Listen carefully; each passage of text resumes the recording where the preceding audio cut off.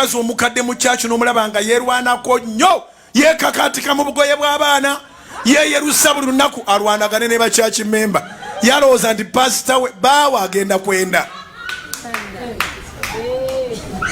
ojobuuze mukyala pasita wamwe yeyerusa nti olwana ki balo yalonda dde oba talondanga ajja kuddamu nti bulungi kwefaako naye ng'ayambadde mini nga mukazi mukulu mukyala musumba n'ojjanga bw'oba onooyambala engoye ate obikaako akatambaala bwe ziba zabadde zimala ate akatambaala kaaki butereevu yonna gy'osinzira okubeera nga ompuliriza oli ku Fahad Pro nkwanirizaako ate mu katambi kano amanya agange bampita Fahad Pro era nze omwanjuzi era omutesitesi weewale kubeera nga osubscribinga weewale kubeera nga ofollowinga comments nzirabawo likes nziraba mwebale kubeera nga mufollowinga ate nabo kubeera nga osubscribinga kugamba ekigambo kimu subscribe ate omaking sure nti okoona ka notification bell era nga kano nakugamba nti kajja kuyamba buli update buli mawulire gonna agakagwawo eno ye source era nga ye true source yoka gye tulinawo amawulire agakagwawo gonna mba nga kutuusaako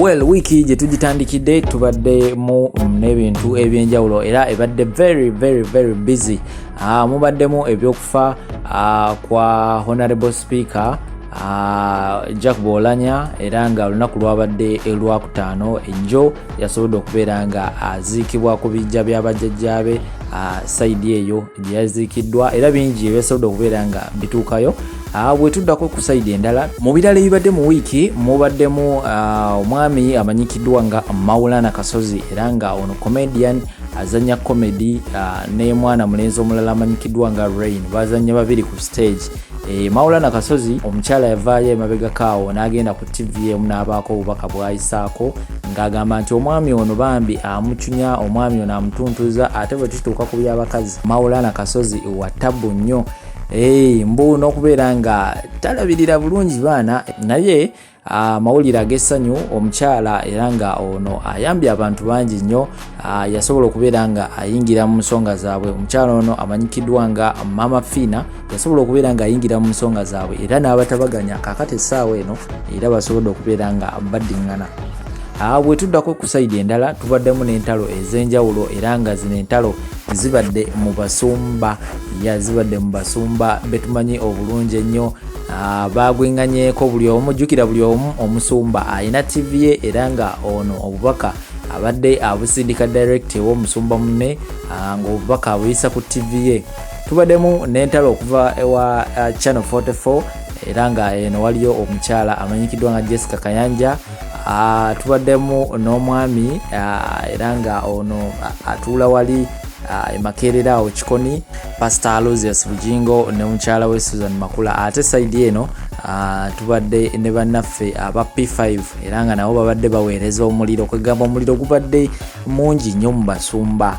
twabadde tukyali awo omusumba Aleese Bwiino ate naye n'abaako obubaka bwata nkugambye olutalo lukyagendera ddala mu maaso era nga nze ngenda kubeera nga ndubatuusaako buli kigwawo ngenda kubeera nga nkibatuusaako ngenda kubeera nga mbazanyira obutambi pasita bwe yasobodde okubeera nga afulumya ate oluvannyuma nkomawo n'ebirala temuvaawo singa mukama kyakutaddemu abantu basobola omukangakanga n'akireka n'akuleka n'akusuula n'akisuula nze ebyange nandibadde nabivaamu ddo 2012 awo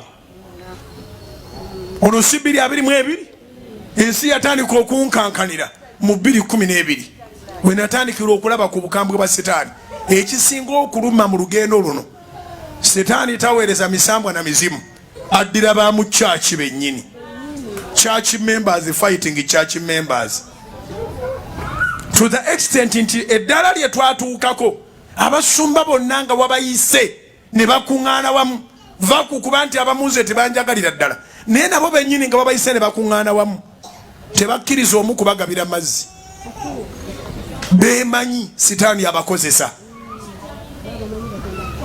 mu church mukama waffe mwe yaleka etteeka nti etteeka ekkulu lyembawa mwagalanenga mwe muli okukyawagana si ku levo y'abasumba bali abakulu b'ekibuga bokka nti tebasobola kwegabira mazzi naye kikira ddala paka wansi n'osanga ne ba Asha abakyali ku ddala erisooka Katonda ba planningira okufuula ababuulizi b'enjiri bannakingo nga beewalanira mu bwa Asha. Bubi nnyo buli omu ngalooza nti wa kitalo. N'abatannaba nafuna buweereza bwonna ne mujja mu kkanisa ne muyombera akatebe.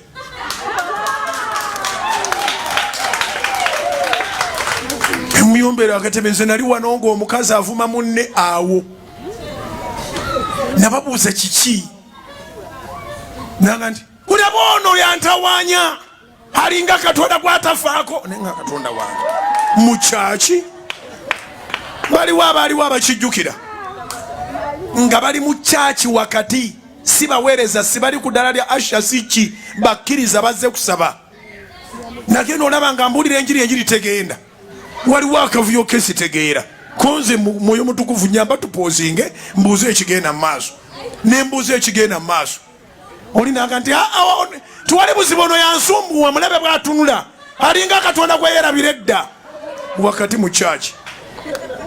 Setaani takyatawana kusindika mayembe na misambwa. Mwe baafuula amayembe, mwe baafuula emisambwa. N'okalubiriza munno okukakana nga memba takyajja ku kyaki nga pasita si yamugoba gwe batuula naye yamugoba. Okukakana nga Asha takyaweereza banne be baamugoba. Twerabira nnyo ekyatuleeta. Ekibuuzo kiri nti olwaleero ng'oyagala Mukama akutikula emigugu naye mwoyo ki ogukufuga? Are you controlled by the spirit of love? Oba oli ku selfishness ne lust na biki? Oli mugasiya? Etteeka erizinga gonna liri eri liga nti mwagalanenga. Yaga nti baaba w'amateeka gonna nange mbawa etteeka eppya mwagalanenga. Naye nkugambye nti ne bano abasumba abanene ab'ebibuga bwe bakuŋŋaana ewamu tebakkiriza buli omu kubagabula mazzi. Bagamanyi nti oganywa n'ogenywera. Tebakoma kuwalana nze kanabo beewalana. Mukama waffe anaatera okudda nga tuli wakati mu mpalana. Mukama waffe anaatera okudda nga tuli wakati mu kuyomba. Mukama waffe anaatera okudda nga abamu beefudde ba Yesu be bamanyi abalimba n'abatuufu. Naye bw'ogenda obbakebera ng'omwoyo ogubakozesa gubanyweddemu omusaayi gubakozeza. Otunula omusajja n'obuze naye n'omusajja emmere gyali eragawa naye ng'omutima omubi gumunywa. Naye ng'ate musajja w'amaanyi alina TV ne rediyo. Mutima omubi nga gumumalawo. Okitegedde omukazi omukadde mu kyaki n'omulaba nga yeerwanako nnyo yeekakaatika mu bugoye bw'abaana yeeyerusa buli lunaku alwanagane ne bakyaki memba. Yalowooza nti pasita we baawa agenda kwenda. Ojo obuuze mukyala pasita wamwe yeeyerusa nti olwana ki? Balo yalonda dde oba talondanga? Ajja kuddamu nti bulungi kwefaako naye ng'ayambadde mini nga mukazi mukulu. Mukyala musuma n'ojjanga bw'oba onooyambala engoye ate obikaako akatambaala. Bwe ziba zaabadde zimala ate akatambaala kaaki wamma yimusa emikono. Therapists oba ba psychologists sexy ddagala. True. Whereby oba omutwe gukuluma, lubuto lukuluma pavini, toli musanyufu, kuyisiza bubi ku mulimu, sente zikubuza abamu ate bwe bataba na sente olondeza tonkwatako. Naye nga ate yo ye time wakiri ate byonna bigaane wakiri ekyo kyo kifune kikuwe obwongo obulowooza enkya sente wonozi. Kituufu nina okuwa. I don't understand how sex is going to give you a mind to think, but it does. The Jezebels that you bring around your way. Bombalaba boogera ku sexy ne bw'omuteeka mu bantu sexy ne bw'okuteeka ku TV sexy. Bo boogera ku kwegaddanga buliri ssaawa bina.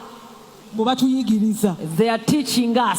Kati gwe mukyala w'omu maka. You the covenant wife. Bw'abanga alina abaana bana. If she has 4 children. Olowooza yabanoga ku muti. Do you think they got them from the tree as avocado? Era naye yali alina sexy. Actually they had good sex at home. naye ne bakati kwegamba bw'obeera n'omuntu nga kyasobola okwogera sexi ne Bible ogyerabira. If you have someone that all of they are consumed about sex, ayogera buliri, they talk about the bedtime, TV buliri, yingira ng'oli television, this soap, you forget about the word of God. Kati ne weerabira omuntu mukyala wo ye yakikusomedde n'agamba ssebo olina okulabirira abaana abo, kati oyo gwe bayita omukyala. Amen. The wife, the covenant wife told you that you have to take care of the other children that you gave birth within the other lady. Oluusi n'abasomesa ku sex tebalina proof that they are having any sex with those men. Amen. Abeejegeza ku by'obuliri tebalina na bukakafu nti balina ebigenda mu maaso n'abaami abo. Naye omukyala w'omumaka alina abaana. But the covenant wife has children. Ekitegeeza baamwebakako. Amen. That means they had good sex. Toyinza gamba nti baamugoba kuba yali talina kyakola. You can't say that she was left because she had nothing good that she did with that husband. Naye kakati Bible eno, this Bible, omuntu gw'oli naye yayinza okuencouraging okusoma ku scriptures n'otegeera ekigenda. The person you are with, they are the people that ought to encourage you to read your Bibles and know better. Abooluganda, brethren, bw'oba obadde tolabirira abaana, if you've not been taking care of your children, Bible etulaga nti ate ekyo kibi nnyo n'okusinga omwenzi ndowooza. The Bible shows us that is worse than actually more than adultery. Bible egamba nti oyo aba mubi okusinga ow'ensi. The Bible says that you are worse than the unbeliever. Tandika okulabirira abaana bo. Start taking care of your own blood, ate your children. na mukisa. You won't actually be blessed. Ate munange ekintu ekirala kyendabye. The other thing I've seen, bano abaana be badduse be batera okubeera ab'amaanyi. The children that have been forsaken, God raises them to be mighty. Batera okubeera ab'amaanyi. Normally God blesses them to be mighty. Badduseeko. The ones that have been forsaken, ne batalaba taata. They that don't share love of the dad, ne batalaba fees. They that don't see the man, their father's money, ate be batera okuyita. God blesses them through. Katonda alina engeri ze. God has his own ways. Nzibu nnyo n'okutegeera. Amen. It's so hard to understand him. Nzibu ddala okutegeera. Amen. It's so hard to understand him. Oyina we watuuka n'owulira ng'ekintu kino kikunyiize. Amen. Was there a moment where you had that thing had depressed you? Otambula nakyo. You are walking with it. Serunkuma. Kituufu. It's true. Byanyiga nnyo. Amen. Nnyo. It pressed me. I was depressed a lot. Ate n'ekyokubiri ekyasinga ddala okunyiga. What really depressed me a lot? Taata wange kuŋŋamba nti no kirabika Katonda eddoboozi yawula ddoboozi lya Katonda. When my dad told me that I don't know how to separate the voice of God, neŋŋamba kaŋŋende. I said, let me go. Mukama anankolera ebyekisa. God, you'll find me and you'll do me gracious things wherever I'll end up to. Mu February y'omwaka guli oguwedde. In Feb 2021, nina ekkanisa gye nsabiramu. I have a church where I fellowship from. Twaggulawo pulogulaamu. We opened up a program. Eyitibwa gwe kiruma yasaba. That is called When You Are Hurt, You Pray. Era pulogulaamu eyo. And that program, olumala okubuulira, having preached, nze nnyingirawo, I come through nentandika okulembera okusaba. And I lead prayers. Kubanga nina ekinnuma. Because I had a hurting heart. Hallelujah. The Bible said, if anyone is afflicted, let him pray. Amen. If I told you a depressed heart, pray.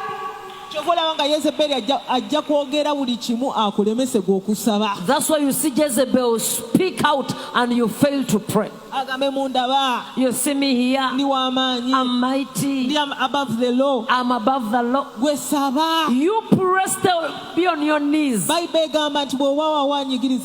If there is someone that is depressed, pray. This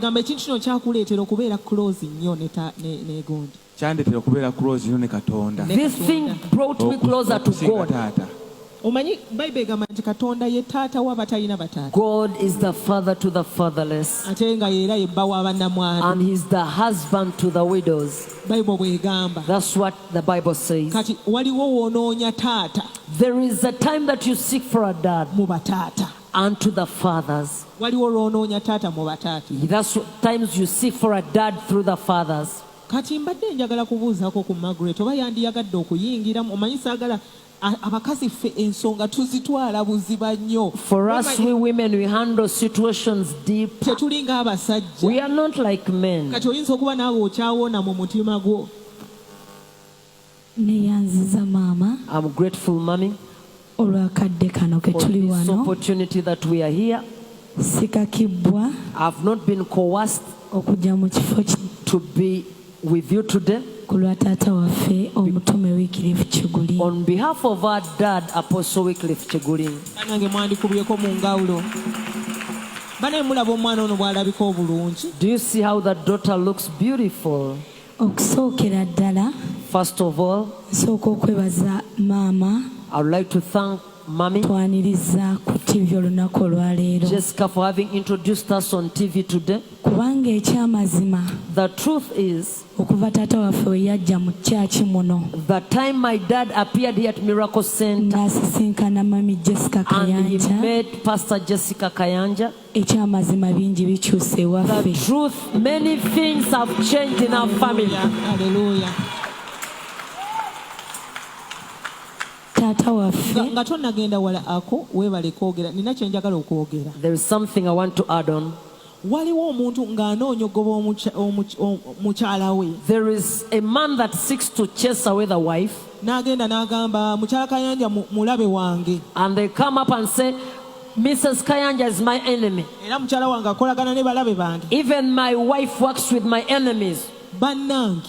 Brethren, Nze bufumbo butono nnyo obwononese Kampala bwe siyimiridde nabo. there are few marriages that have got spoiled in Kampala that have not stood up with. Butono nnyo. They are very few, Era aba Miracle Center bakimanyi. and the Miracle Center families know. Mukyala wo Your wife, tosobola kera ku makya nze n'omuvuma ku katuuti. you cannot belittle and abuse her on the pulpit, N'omuyita omubbi. and you call her a thief, N'omuyita simanyi akulukuta. and she's a person that goes through menstruation all the time. My ministry is to women. Obuweereza bw'omusumba Jessica Kayanja buli eri bakazi, It is to women. buli eri bakyala.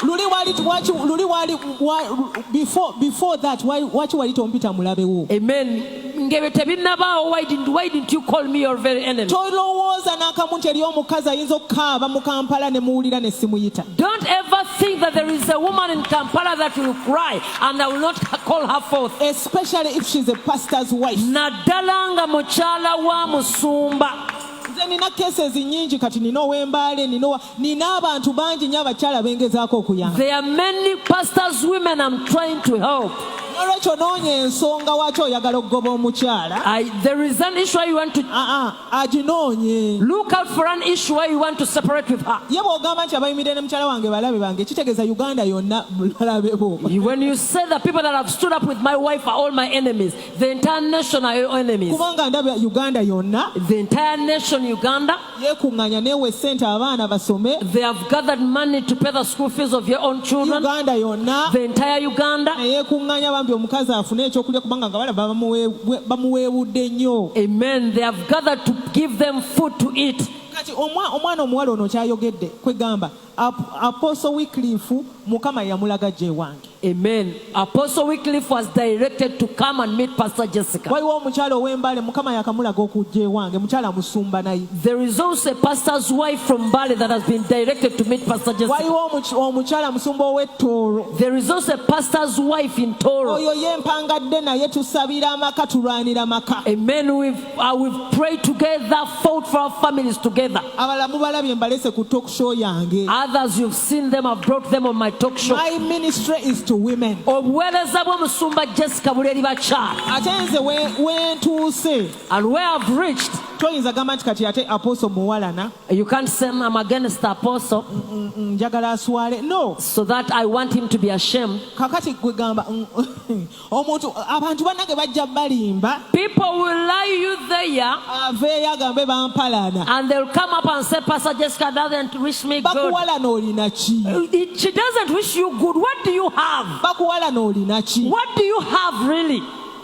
abo be bantu abagala okugoba abakyala waleme okubaawo omukyala ayimirira nabo. They want to eliminate the covenant wives so that no woman comes through, stands with their covenant women. Ekyo mbadde njagala kicorrectinga. I wanted to mbadde njagala golola nsonga eyo. Me, I'm too comfortable. Musumba Jessica ine emirembe gye. Too happy. Amusanyufu mu Katonda gwe yakkiriza.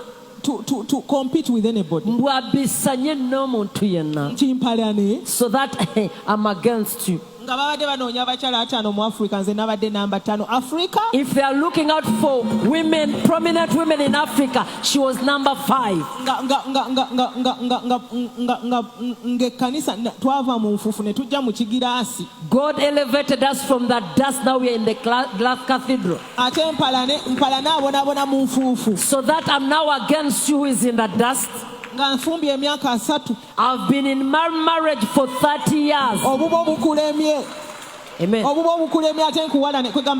For you failed in your marriage, now I'm against you. I started a long time ago asking for women abetaga help to come. Natandika danga nsaba bakyala bannanga abetaaga obuyambi mujje mundabe. Era essimu yange ejjudde just women. Amen. Who are going through things. Amen. My phone is filled with women that are going through situations. If you had attacked your wife privately, we